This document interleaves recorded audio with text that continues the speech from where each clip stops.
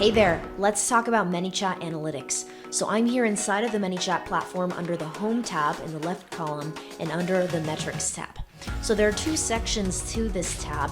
I'm going to scroll down to the bottom one called Conversion Events.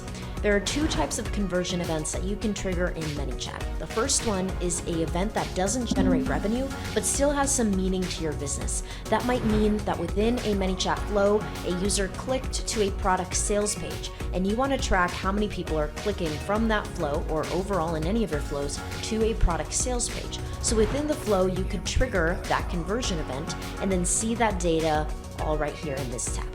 The second conversion event is one that does trigger revenue.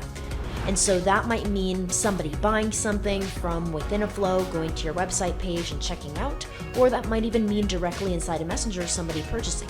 And you can trigger these conversion events inside of Manychat or from your website. And ultimately, there are so many different things that you can do with this analytics data to help you better understand where your chatbot is performing and where you can continue to improve performance, but we'll share specific examples in the upcoming videos. I'll see you in the next one.